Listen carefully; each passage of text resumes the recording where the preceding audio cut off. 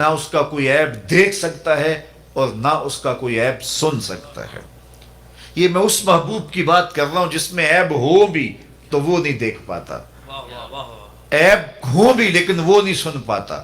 لیکن جہاں پیوند محبت کا ہمارا ہے، جہاں رشتہ الفت ہمارا ہے، وہاں عیب کیا، عیب کا گمان بھی نہیں۔ سبحان اللہ۔ خلقت مبرا من کل عیب، وہاں عیب کا نشان بھی نہیں ہے۔ وہ کمال حسن حضور ہے کہ گمان نقص جہاں نہیں، یہی پھول خار سے دور ہے، یہی شمع ہے کہ دھواں نہیں۔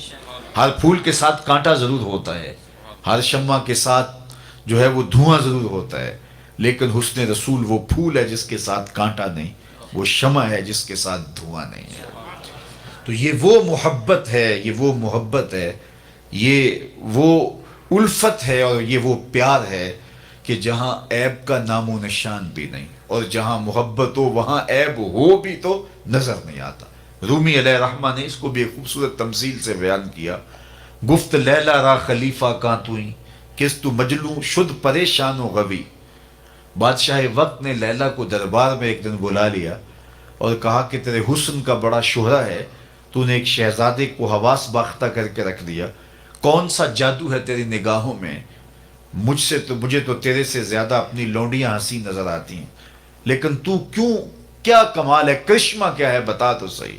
از دیگر خوباں تو افزوں نیستی، باقی عورتوں سے کوئی تو انوکھی تو ہے نہیں، لیکن ایک شہزادہ ہوش گوا بیٹا، کیا کمال اور کرشمہ ہے تیری نگاہوں میں۔ تو لیلا نے جو جواب دیا، رومی علیہ الرحمہ نے 2 لفظوں میں بیان کی، گفت خامش چوں تو مجنو نیستی۔ اللہ اللہ۔ بادشاہ نے کہا بادشاہ چپ کر جا، تو کوئی مجنو تو نہیں نا۔ ہائے ہائے۔ دیدائے مجنو اگر بودے تو را، دیدائے مجنو اگر بودے تو را، از دو عالم بے خبر بودے تو را۔ اگر تیری آنکھ مجنو والی ہوتی پھر تو مجھے دیکھتا۔ ہائے ہائے۔ تو ہوش دارو مجنو بے خودست، در طریق عشق بیداری بدست۔ تو ہوش والا ہے اور مجنو چھٹی دے کے آیا ہوش کو، اور اس کوچے میں جو ہوش کی پونجی لے کر آیا اسے سودا ملتا ہی نہیں ہے، یہ سکہ اس گلی میں چلتا ہی نہیں۔ تو رومی کہتے ہیں کہ اگر لیلا کو دیکھنا ہے تو مجنو کی آنکھ چاہیے، اور مصطفیٰ کو دیکھنا ہے تو ابو بکر کی آنکھ۔ ہائے ہائے۔ اور اقبال بولا مانائے حرفم کنی تحقیق اگر، بنگری با دیدائے صدیق اگر، قوت قلب و جگر گردد نبی، از خدا محبوب تر گردد نبی۔ سبحان اللہ۔ اقبال کہتا ہے اگر نگاہ ابو بکر مل جائے تو جدھر دیکھو گے جلوے نبی کے ہی نظر آئیں۔ سبحان اللہ۔ خدا تک پہنچنے کے بعد بھی اسی در کا شکریہ ادا کرنا پڑے گا، چونکہ اگر یہ چوکھٹ نصیب نہ ہوتی تو خدا تک بھی رسائی نصیب نہ ہوتی۔ اس لیے وہاں پہنچ کر کے بھی اس چوکھٹ پہ سلامی پیش کرنا ہوگی۔ تو یہ ایک راستہ ہے، ذریعہ ہے۔ تو جہاں محبت ہوتی ہے تو وہاں عیب دکھائی نہیں دیتا۔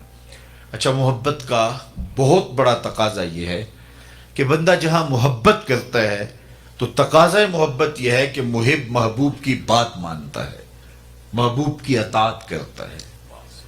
محبت خالی لفظوں سے نہیں ٹپکتی، عمل بتاتا ہے کہ یہ محب ہے، رویے بتاتے ہیں کہ یہ محب ہے۔ اللہ اکبر۔ میں اور آپ اللہ اور اس کے رسول سے اگر محبت کرتے ہیں تو ہم اپنی محبت کا محاسبہ کریں اپنے اندر اتر کے۔ جن سے دعویٰ محبت ہے، کیا ان کی بات مانتے ہیں؟ کیا ان کے طرز زندگی کو اختیار کیا ہے؟ میرے حضور مدینہ المنورہ کی گلی سے گزر رہے ہیں تو ایک محل نما مکان بن رہا تھا، تو آقا کریم علیہ السلام نے گزرتے رک کے پوچھا یہ کس کا ہے؟ تو کسی نے کہا فلاں انصاری کا۔ حضور گزر گئے، کسی نے جا کے اسے بتایا حضور گزرے تھے، تیرا مکان دیکھا تھا۔ حضور کے چہرے پہ مسرت کے آثار نہیں آئے۔ انہوں نے کہا ہاں بالکل۔ خیر، انہوں نے کدال پکڑا اور مکان کو زمین کے برابر کر دیا۔ 2-4 دن کے بعد حضور کا پھر دوبارہ گزر ہوا تو دیکھا ملبے کا ڈھیر پڑا ہے۔ تو حضور رک گئے، کہا اس بلاؤ انصاری کو۔ بلایا گیا، کہا میں گزرا تھا، تیرا مکان دیکھا تھا، کدھر گیا؟ عرض کی حضور میں نے گرا دیا۔ فرمایا کیوں؟ عرض کی سنا تھا آپ کو پسند نہیں، اللہ۔ سنا تھا آپ کو پسند نہیں۔ میں اور آپ دیکھیں ہمارا کیا کیا حضور کو پسند نہیں۔ سر سے لے کر پاؤں تک، پیدائش سے لے کر کے موت تک، عقیقے ولیمے سے لے کر کے اپنے انداز تجارت تک، اپنی نجی زندگی سے لے کے انداز سیاست تک، ہمارا کیا کیا حضور کو پسند نہیں. ایک شخص بحرین سے آئے اور حضور سے انہوں نے سلام پیش کرنا چاہا. آقا نے اعراض کیا, رخ پھیر لیا. وہ سمجھے شاید اتفاقاً حضور نے رخ پھیرا ہے, تو جدھر رخ پھیرا تھا تو ادھر سے جا کے حضور کو پھر سلام کیا, تو آقا نے پھر رخ پھیر لیا. وہ سمجھ گئے کہ حضور ناراض ہیں. تو جو اصحاب تھے ان سے کہا کہ مجھے تو سمجھ نہیں کہ حضور کی ناراضگی کا سبب کیا ہے, تو کیا تم بتا سکتے ہو کہ حضور کیوں ناراض ہیں؟ انہوں نے غور کیا تو کہا یہ تم نے سونے کی انگوٹھی پہنی ہے تو اللہ کے محبوب اس کو حرام فرما چکے ہیں اور جہنم کا انگارہ قرار دیا ہے, تو اس وجہ سے حضور ناراض ہو سکتے ہیں, ہمیں تو یہی سبب لگتا ہے. تو وہ آگے بڑھے اور انگوٹھی اتارتے ہوئے حضور کو پیش کرتے ہوئے کہا حضور کیا اس وجہ سے ناراض ہیں؟ تو آقا کریم نے اس کو پکڑا اور یوں پھینک دیا, ناراضگی کی وجہ ختم ہو گئی. اللہ اکبر. کئی لوگ وہ سونے کی چین ڈال لیتے ہیں اور مختلف انگوٹھیاں ڈال لیتے ہیں, بلکہ میں نے ایک شخص کو دیکھا کہ اس نے جو ہے وہ ایک کڑا ڈالا ہے, تو میں نے کہا کہ یہ کیوں ڈالا ہے؟ تو وہ کہنے لگا یہ مدینہ شریف سے آیا ہے. میں نے کہا مدینے والے نے تو منع کیا ہے, انہوں نے تو روکا ہے. تو حضور نے اس کو پھینک دیا, ناراضگی ختم ہو گئی, وہ بیٹھ گیا, مجلس جاری رہی, گفتگو چلتی رہی. جب مجلس اختتام کو پہنچی, لوگ گھروں کو پلٹنے لگے, تو وہ بھی پلٹا نا, تو کسی نے اشارہ دیا وہ انگوٹھی تو اٹھا لو. چلو تم نہیں پہن سکتے, تمہاری بیوی تو پہن سکتی ہے, قیمتی سونا ہے. تو اس نے کیا کہا, واللہ لا آخذہ وقد طرحہ رسول اللہ صلی اللہ علیہ وآلہ وسلم. اس نے کہا اللہ کی قسم میں اسے کبھی بھی نہیں اٹھاؤں گا جس کو میرے رسول نے پھینک دیا.